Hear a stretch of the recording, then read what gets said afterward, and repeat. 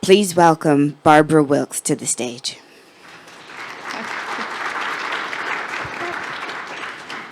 Hi, yes, I'm Barbara Wilks, founder of W Architecture and Landscape Architecture and a board member of the Design Trust for Public Space. I'm happy to be here today as I've been working for the last 45 years to nurture healthy communities in conjunction with nature and other species. I was happy to hear Michelle talk about the feeling you get coming through the forest on the way to the conference this morning. Nature is so important to all of us. We're a part of it. And yet it's changing around us. Climate change is just one of many that have been occurring since the beginning of the Anthropocene, others being mass extinctions and a significant drop in biodiversity. When Henry Hudson came up the river, Manhattan was a rich and biodiverse island with more ecosystems than Yellowstone. 400 years later, New York City is now a rich home to cultural diversity, but biodiversity is severely diminished. Today, livestock make up 62% of the world's mammal biomass. Humans account for 34%, and wild mammals are just 4%. This session will explore how new approaches to design and planning can mitigate climate impacts in the most vulnerable communities in our city while increasing biodiversity for the health of all species. Today, we will be hearing from Kizzy Charles-Guzmán, Executive Director of the Mayor's Office of Climate and Environmental Justice. In her role, she delivers climate leadership and programs focused on sustainability, decarbonization, brownfield remediation, resiliency, and environmental justice. She will be joined by Adriana Espinoza, who is the Deputy Commissioner for Equity and Justice at the New York State Department of Environmental Conservation. Adriana oversees the agency's climate justice portfolio, the Office of Environmental Justice, the Office of Indian Nation Affairs, and she works to enhance DEC's outreach to disadvantaged communities across the state. We will close out the session with a view of the effects of climate change on waterfront communities in New York City, with a talk from Nathan Kensinger, a photographer, filmmaker, and journalist whose work explores hidden urban landscapes, post-industrial ecologies, forgotten waterways, environmental contamination, and coastal communities endangered by sea level rise and climate change. Please join me in welcoming our speakers to the stage.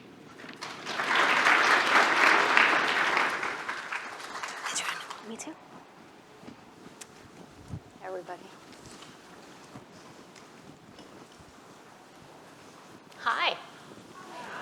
Oh no, like we ate our Wheaties, you guys. Hi. Okay.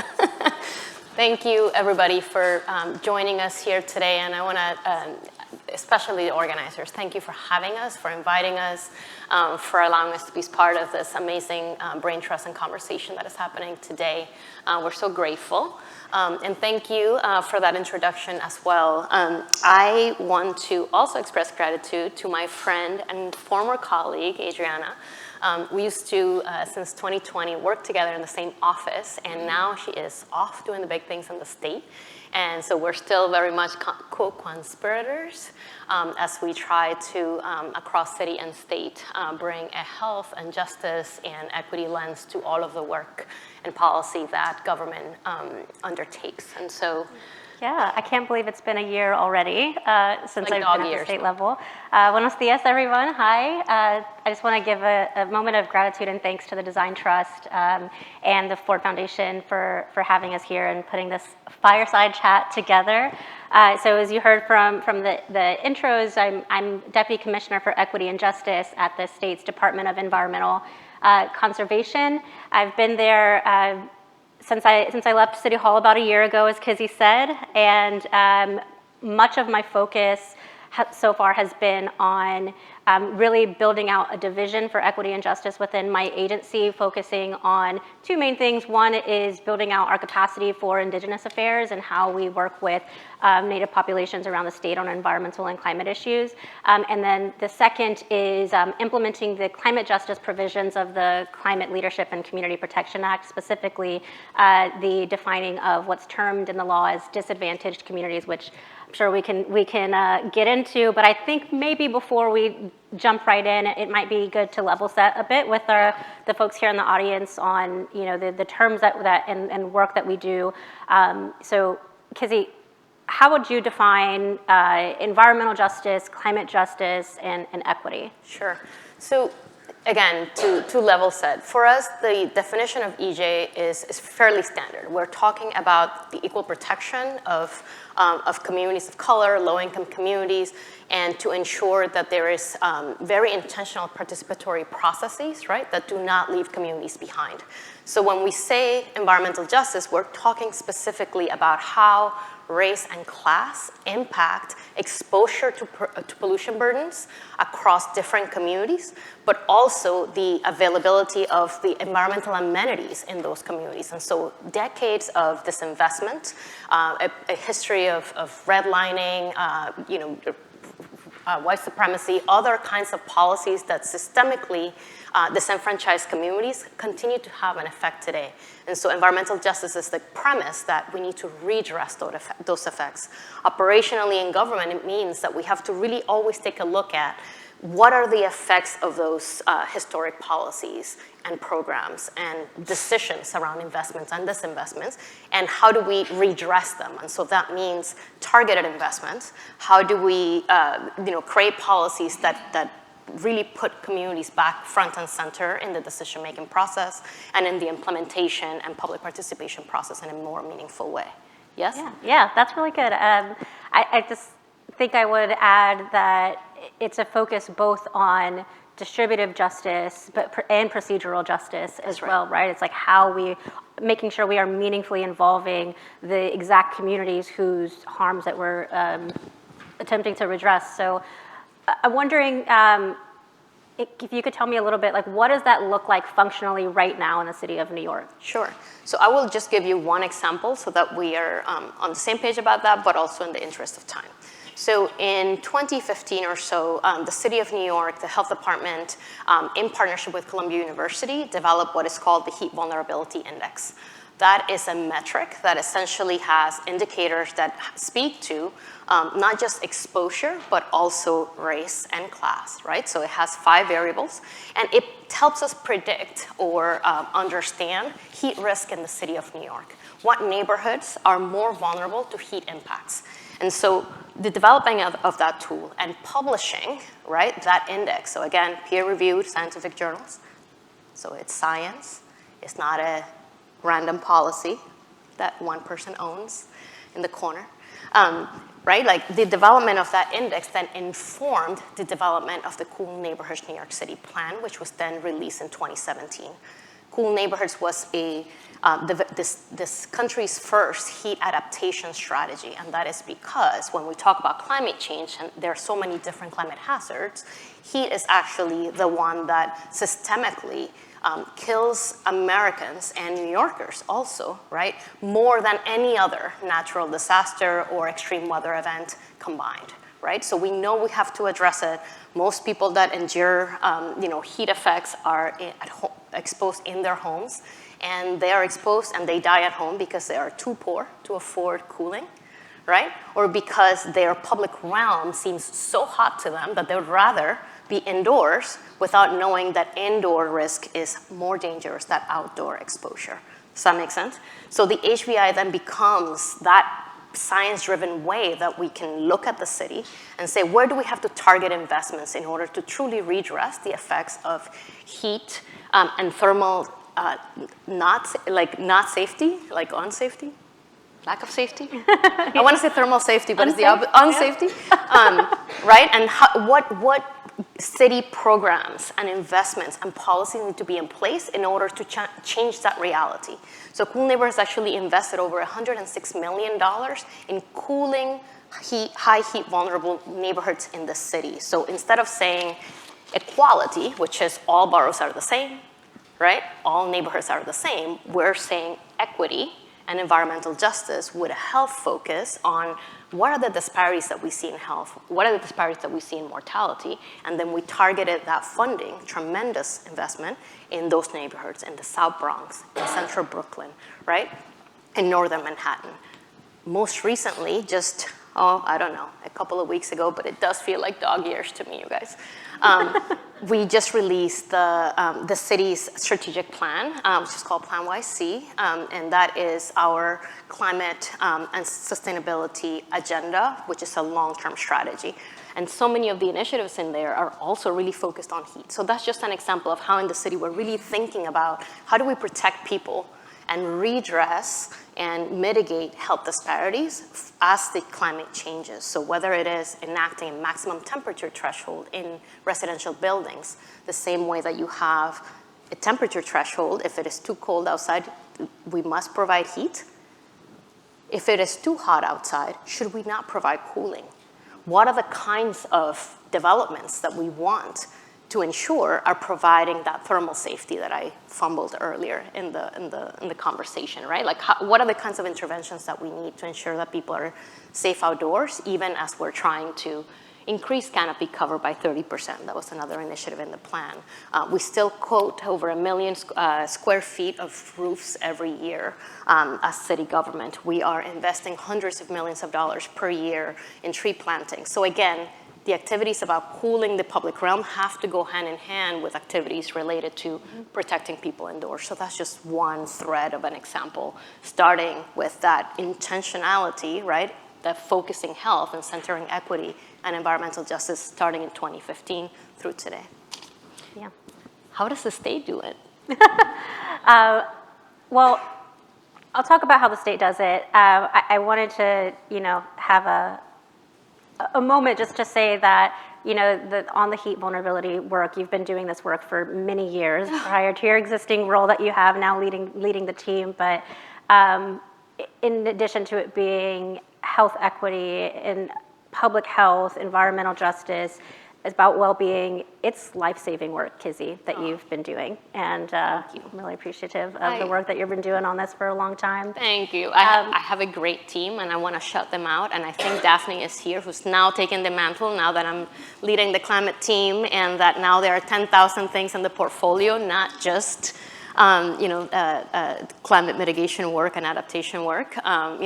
Thank you, Daphne, for the work that you do every day and the way that you truly show all of City Hall, right? How important it is to ultimately get back to the very basic, which is our job is to save lives, even as we're preparing for the future and the climate that we'll see then. Yeah, and I think there's something you said earlier that struck me as well. You made your comment of like, this is science, and I think there's a lot wrapped up in that. Maybe we won't get into so much of it on the fireside chat, but just to get into what we're doing at the state level, we've taken a similar approach in how we define disadvantaged communities for the state. Like this work that we're doing at the intersection of public health, the environment, and climate policy is science and data-driven work. And my team spent the last almost 3 years working with the Climate Justice Working Group, which is an appointed group of environmental justice leaders from around the state, several here from the city as well. And they created an index of public health data, climate change risk, environmental burdens of exposure to pollution, things like that, and socioeconomic outcomes. And so what they did was to look at data that's available statewide to create an understanding of, not just who is the most vulnerable to climate impacts, but understanding that there is systemic discrimination, historic racist policies that have contributed to disparities in health, in educational attainment, in economic outcomes, and that those show up in how you experience climate change. That's right. And as does exposure to pollution. And so the state voted about a month, also dog years, maybe 2 months now, on this criteria, and it's required under the state's Climate Leadership and Community Protection Act, but I'll call it the Climate Act because that's way too many words. So in the Climate Act, there are a couple different ways for how we have to consider, again, this term, disadvantaged communities. And first and foremost, we have to ensure that a minimum of 35% of the state's climate investments, so investments in clean energy and energy efficiency, they have to be realized in disadvantaged communities. And so that's not limited to any one funding stream. That's all of our climate spending, whether we get it from the IRA, whether we get it, from the Environmental Protection Fund, and so that's huge, and something that my team has led with the working group.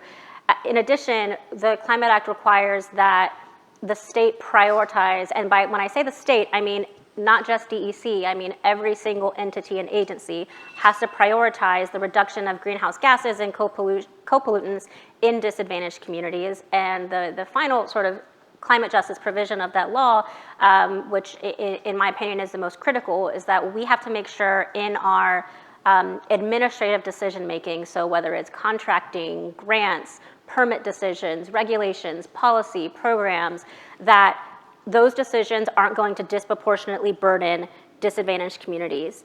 And so it's really a sea change for how state government analyzes their own impacts and makes decisions. And so that's sort of the main driver of a lot of my work. And we've been seeing the adoption and the use of this term not just in the Climate Act, but it's been built into the Environmental Bond Act, and it was built in again to, a new cumulative impacts law that was passed back last year.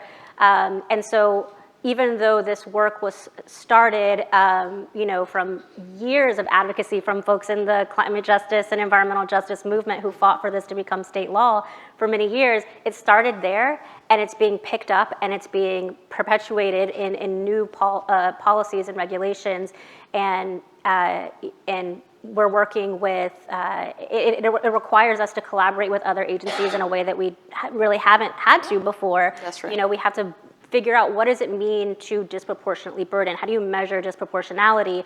And it requires, DEC to work with our folks at the Department of Health and NYSERDA and others. And so it's really been a sea change that we've been working on. Yeah, I love that word, the sea change, because I do want to call out for the group in case that we're not aware here. For the first time, we really have a city government that is really centering environmental justice by law, right? We have local law 60 and 64 of the city of New York that require us to to do an environmental justice impact study and then create an environmental justice plan for the city. And so we're in the process of doing that. At the same time, we have now a state that is focused on a similar set of activities and a similar set of policies, right? Like, how do we actually move forward on a climate changing world, and how do we not become an ongoing part of the problem? However, we also have an interesting moment where the Region 2 administrator, Lisa Garcia, comes from an EJ background. From EPA, right? The Environmental Protection Agency, right? Like the head of the Region 2, and also the EPA administrator, right? So that's Michael Regan, also comes from an environmental justice background. The reason why that matters is that there is an intentional and important collaboration that is unique to this moment in time. And it's the federal government requiring federal agencies, right, through the J40 initiative and other policymaking to really take a measured approach to environmental justice and to command these federal agencies to look at that disproportionality, look at how their funding is distributed and can be distributed to communities and targeted to communities that have historically borne this brunt of environmental pollution and legacy land uses, right? So that's the feds. But then we also have the state and our regional administrator at the federal government, and then you have us now in these positions. And I think that that's an exciting moment, because ultimately it's easy to say, look, we have historical funding coming from the federal government to the state. Ultimately, that funding has to get distributed and trickle down through many, many, many processes, down to the city level, down to the community groups. But for the first time, we're actually being asked to be very intentional and to develop processes and expectations as to how that funding will flow in the benefit of environmental justice communities nationally. So that's really exciting. Yeah, it's a really important historic moment. And I think where the design community fits in that sort of trickle down that you laid out is, where the rubber meets the road on government funding for these projects and these shovel-ready projects that are driven by communities and solutions that come from the communities that we are, intend to improve here. And I can't emphasize enough how critical this moment is, that the federal government is centering environmental justice, and we also have the Bond Act, which is $4.2 billion passed by hopefully most of you who voted here in this audience back last November, and 35% of that has to be spent in disadvantaged communities. So again, that's a minimum of about $1.5 billion in EJ communities, and how we capture this moment and make sure that it's actually equitable in practice is building capacity and leadership at grassroots, community-based environmental justice organizations. I've seen a lot of interesting partnerships pop up so far in the city between designers and architects and others to help them build out what they want their waterfront to look like, or how they think their community garden, should serve their community. And I really think that's an important, it's an imperative part of this moment, I would say, to make sure that those groups and leaders are equipped with the bandwidth to capture this money as it's flowing down, for lack of a better way to put it. Yeah, and that's a great shout out also to the team in my office that is working on the Climate Strong Communities program that we have just announced during the 10-year anniversary of Hurricane Sandy, in which we're currently building and hoping to launch this summer. It's doing exactly that. The idea is that we had significant $22 billion worth of Sandy recovery dollars come into the region after Hurricane Sandy, but could only be spent and had all the strings attached to the areas of the city that suffered inundation during Hurricane Sandy. And the truth is that it still wasn't enough, right, to truly protect coastal neighborhoods across the city in a comprehensive way, or to address multi-hazard issues. No, it was Sandy funding, by and large, was flooding funding, right? What we're trying to do now is actually launch a program that is thinking about the communities left unaddressed by the Sandy funding, but also take a multi-hazard, equity-focused, environmental justice-focused approach. And so we actually applied for and received, shout out to my team, $17 million from the federal government that over the next couple of years is going to enable us to go out to communities that didn't receive a cent from Hurricane Sandy funding, right? And that have a variety of climate hazards, heat, flooding, precipitation. There are neighborhoods where every time we get an inch of rain, it floods, right? So that might not be coastal storm risk, but that is a very real risk and a nuisance and a quality of life issue for neighbors in that place, right? So what we want to do is be able to be ready and have conversations with the design community, with the environmental justice and environmental advocates in those areas, certainly with those neighbors, and see what are the kinds of things that we can build in the shorter term. So the reason I want to point that out is that, of course, when we think about coastal resiliency, everybody thinks about the East Side Coastal Resiliency Project, that large-scale coastal resilience kind of infrastructure project that takes 10 years to build. Super important, and gosh, I'm going to be dead before the full the full promise of PSCR is achieved, right? So in the interim, what do we do for communities in the short term and medium terms, right? Even as we continue to strive for those long-term approaches, what are the things that we need to do in the meantime? green infrastructure, wetland restoration, tree planting, energy efficiency, solar and storage, decarbonization, right? Resiliency hubs, water plazas, right? All of the kinds of things that, may seem boring, but are the bread and butter of the things that communities can be protected by today, or where that risk can be ameliorated somewhat. So Climate Strong Communities is trying to do that. It's saying, what do you want?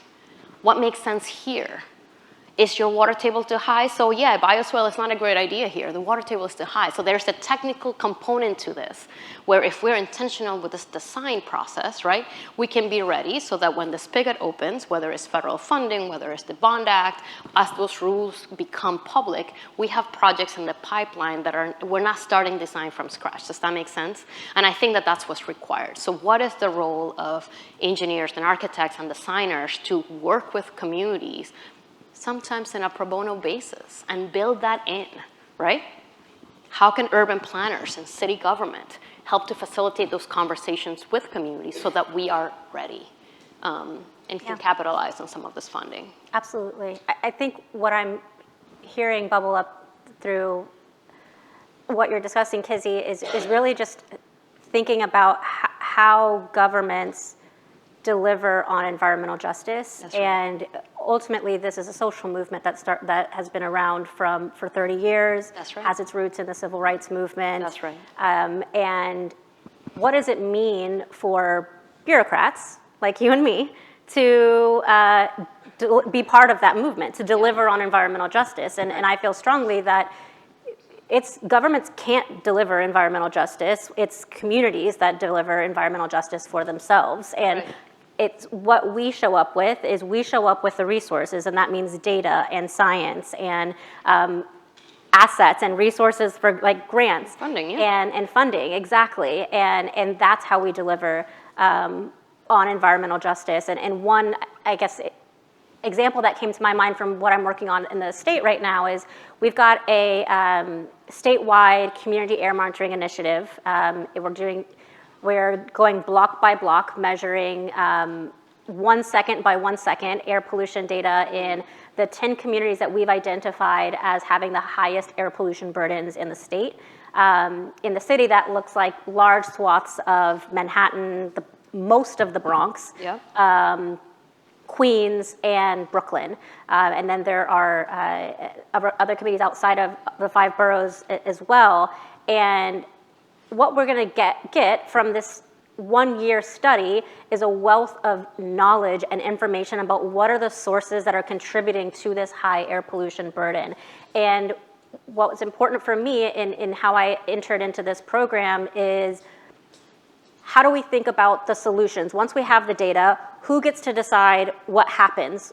If we are extracting data and information based off of the lived experiences and literally the air that people are breathing in these communities, how do we make them part of the decision-making process on whether they want EV chargers there, or they want trees there, or they want us to keep fining the polluter into perpetuity, or a combination of those things? And so I think that's, I guess, another example of we're showing up with the data, and we let the communities help to drive how we move forward. That is a great point, and I will also add that a big piece of this is leading by example, right? So while communities, absolutely, as part of the most basic EJ tenet, environmental justice tenet, is they speak for themselves. They have to choose, right? Great.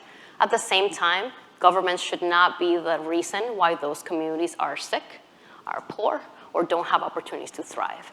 So one thing I'm excited about as we continue to, again, partner with the state, the feds, right, and trying to shift this tide within our city agencies is how do we lead, for example, to deliver on this promise? So, for example, here in the city of New York, look, solar is a hard thing to get on roofs.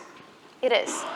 But 76 completed solar projects for city government are in public schools. That is 80% of our total solar megawatts in the city.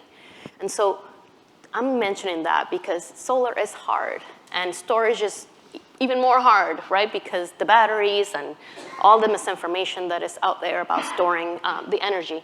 Ultimately, we can have solar arrays in places that are inaccessible and where we don't get the cool benefits, or we can put them in schools where, and prioritize that, where students can, A, enjoy the benefit of having the kind of school that is not polluting their neighborhood, but also they have the benefit of having a resilient school, right, because there's storage. But they also have a very clear example of the kinds of green careers that are, and the kinds of green technologies that are needed to address the climate crisis, right? So what I'm saying is that there's just so many more things that we can do if we do the projects and spend the same $1 billion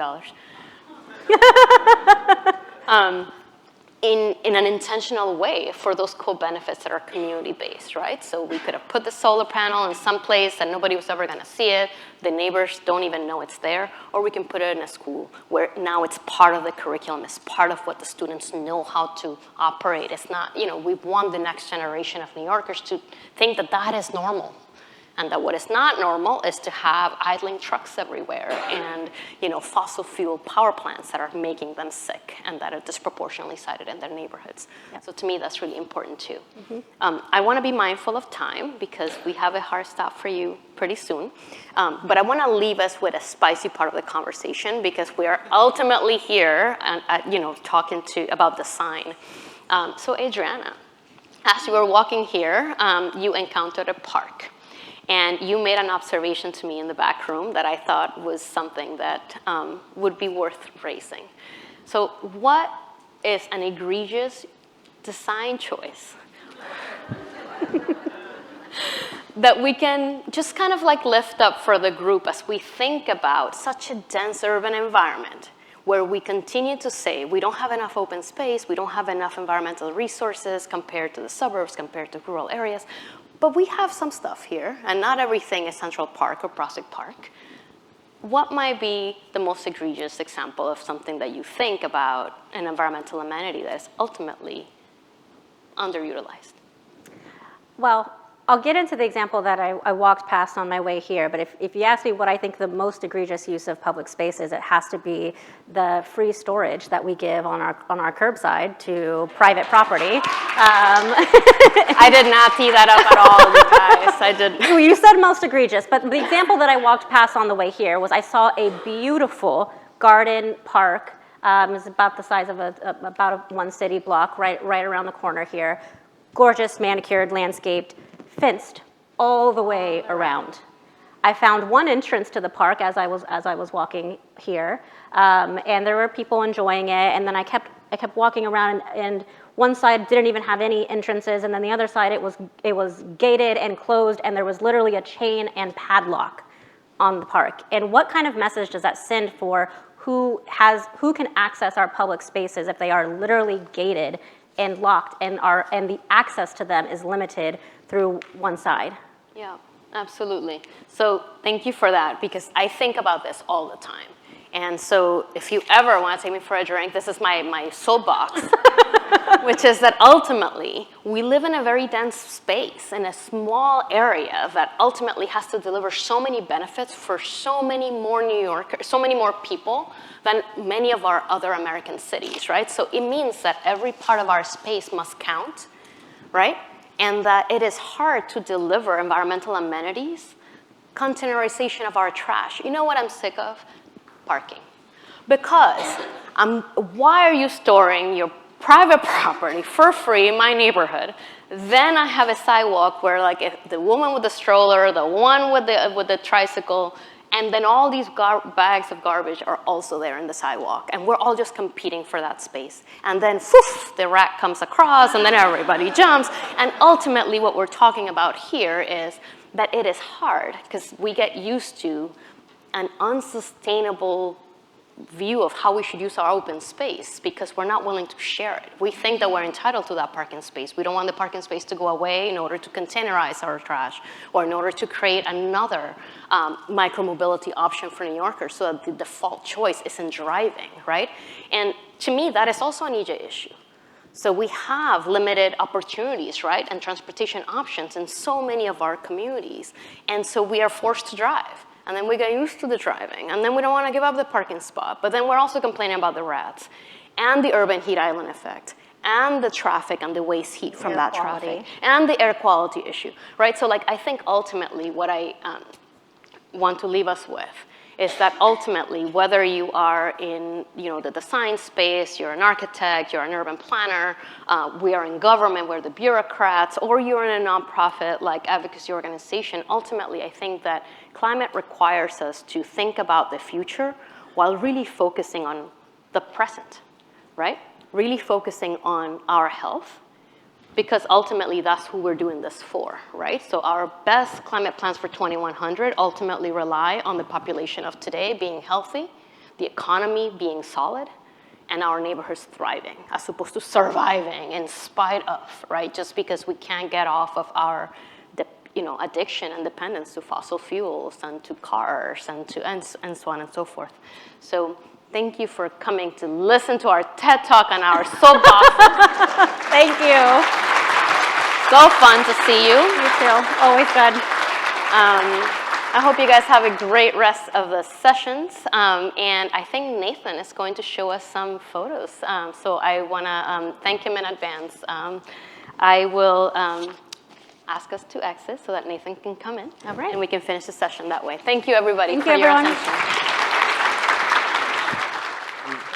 Yeah. So please welcome Nathan Kensinger to the stage, please.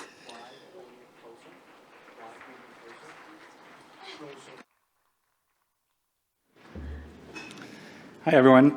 Thanks so much for coming today. I'm Nathan Kensinger, and I am a journalist, a filmmaker, a photographer, and an artist who has been documenting New York City's waterfront for the last 20 years. And I'm going to talk today a little bit about my work and also just about some of those environmental justice and climate justice issues that are facing the waterfront of New York City. As I said, I've been documenting the city for about 2 decades now, and the projects I've worked on include a variety of documentary films, public art projects around different waterways in the city, and also photojournalism. I currently write for WNYC Gothamist, and I had a column at Curbed New York for about 8 years, looking at these issues of what's happening along the waterfront with climate change, environmental justice, new parks. But as a little background, this is where I live in New York City. I live in an environmental justice community. I live in Sunset Park, Brooklyn. And from my front porch, I can see the waterfront of New York City. This is what's at the end of my street. This is the decaying post-industrial waterfront that's been left behind, that's really cut off this community, like so many other communities in New York City. You have these highways, toxic waste dumps, rotting old industrial structures that have been left, that cut off any kind of way to get out to the waterfront. Again, at the end of my street here. So a lot of my work over the last 20 years has been looking at these post-industrial spaces, but also at the cleanups that have occurred to try and remediate some of this really toxic leftovers from the last couple centuries that have cut us off from our waterfront.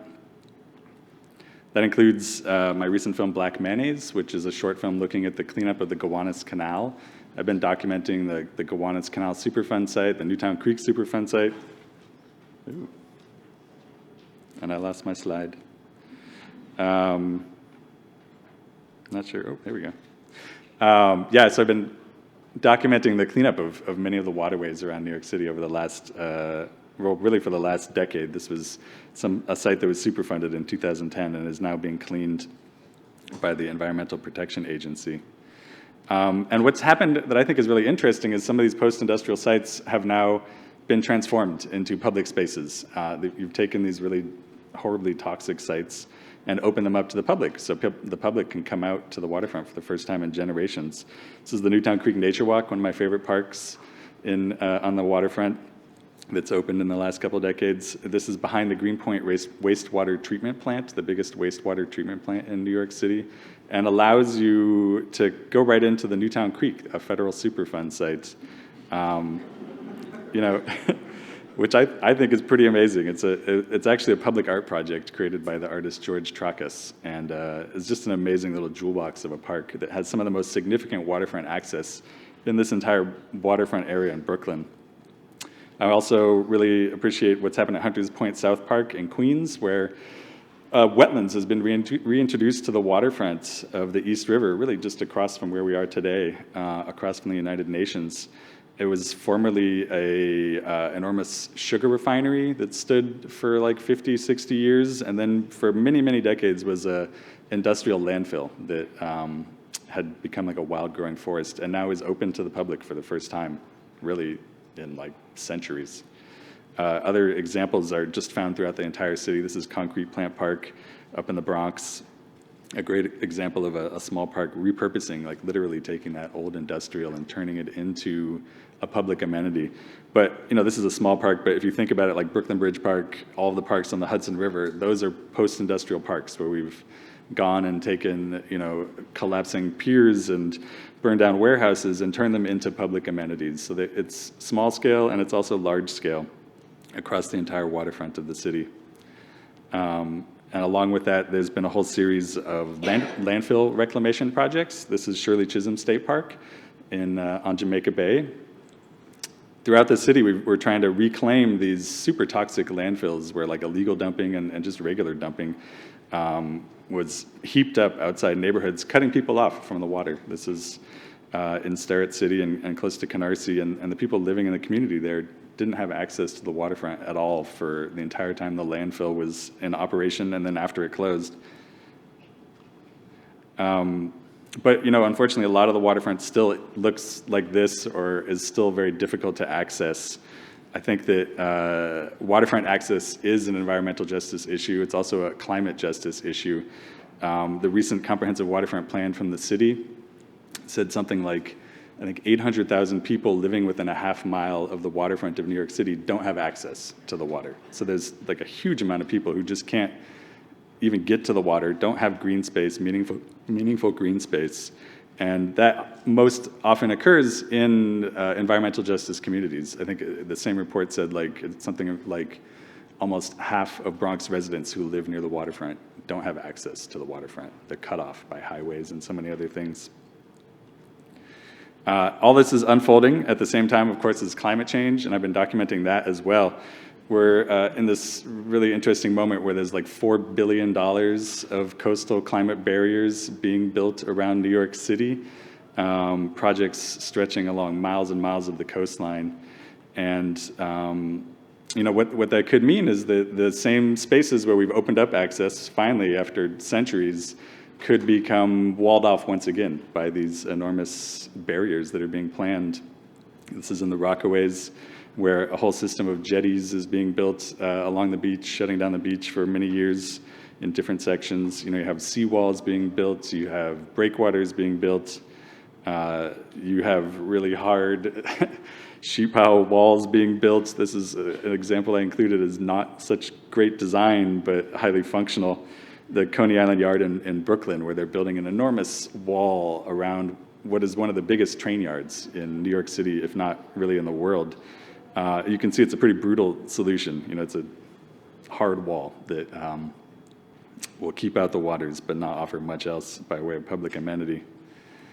Similarly, some of the temporary solutions in the city that have come up after Hurricane Sandy are not really the most interesting design. These are some of the HESCO barriers that have been placed in Red Hook, Brooklyn, and in other neighborhoods around the city that are at risk of flooding from the next coastal storm. Pretty basic, you know, pretty basic structures that actually cut people off from being able to access some parts of the waterfront. But more interesting solutions are coming our way for sure. This is Astor Levy Playground in Manhattan. This is actually a part of the East Side Coastal Resiliency Project. This section has already opened. And you can see they've integrated the floodgates and the flood wall into a newly redesigned playground there. So you have people playing basketball or pickleball right next to stormwater infrastructure, this enormous, I think like 15-foot high wall that is meant to keep out that next storm surge, but is integrated into like a public space. You know, it becomes part of the fabric of the city. Another great example is the Rockaway Boardwalk, which was one of the first major barriers completed in the aftermath of Hurricane Sandy to protect the coastline from any future storm surges. It replaced the old wooden boardwalk. It's a new concrete barrier that also serves as like a public space where you can, have the traditional boardwalk activities along the waterfront, and it's lined by this whole system of dunes and grass plantings that are intended to keep those dunes in place. So just an interesting solution that isn't just, a hard wall that's going to somehow block off access. But I guess I would say I'm not all that interested in like how we build a better wall. I don't know that walls are like the best solution for dealing with sea level rise or climate change. I think we should be looking at other design solutions like rain gardens and bioswales, really looking closely at them. This is from a walk that I designed up near Dutch Kills, an offshoot of the Newtown Creek in Queens, and it invited people to look at these bioswales that have been built around the city. There's thousands of these that have been constructed over the last several years that are tiny in scope, but like cumulatively capturing millions and millions of gallons of rainwater and having it trickle down into these specially designed tree pits to keep it from flooding out into our waterways and further polluting our waterways with sewage overflows. Another fascinating example is the new green roofs that are coming our way. This is the Kingsland Wildflowers rooftop in Brooklyn, which is next to that same sewage treatment plant on the Newtown Creek. It's an amazing pollinator garden where bees and butterflies and wildflowers have returned to a space which is still heavily industrial. But there's going to be green roofs like this, or maybe not exactly like this, but green roofs built around the entire city as part of some of the laws that have been passed recently, demanding that buildings of a certain size create these to capture rainfall and keep it out of our overburdened sewage system. The Tibbetts book Daylighting, I think, is another really fascinating upcoming project that is going to try to integrate public access with rainwater infrastructure and with like new green spaces in the city. It's basically reclaiming this abandoned train line and taking Tibbetts Brook, which is buried underground, and bringing it back above ground to help manage some of the terrible flooding that occurs in Kingsbridge in the Bronx, which is like flooded homes and businesses for decades. And a last example that I think is fantastic is the Staten Island Blue Belt, which really, I think, that's a system, it's a project that should be studied in cities around the world and hopefully integrated in more spaces around New York City. But it's, the Blue Belt system is basically re-engineering the landscape, re-engineering the historic creeks in Staten Island to create rainwater infrastructure, but having that be fully integrated into a green space, having the wetlands surround it, having forests planted around it, to the point where like the walls are meant to be almost invisible. The infrastructure is meant to be invisible, as opposed to this like hard barrier that keeps you away. You can walk into the forest and not necessarily know you're in this highly engineered landscape. And I'll end on this just by saying, we're facing like up to 9.5 feet of sea level rise by the end of this century. That's the predictions from the New York City Panel on Climate Change. And it's a pretty challenging moment for New York City's waterfront. It's going to be super challenging for many of these neighborhoods that have just recently, found waterfront access. But I think it's also an opportunity to think more creatively about how we can preserve aspects of the waterfront, create design projects that, really fully integrate, like not just public access, but support these other species that are going to be so impacted by climate change. The ecosystems like the salt marshes, which may go extinct, and which support so many other species of wildlife around New York City. So I'll end on that and let everyone head out to lunch. But thank you so much for having me today.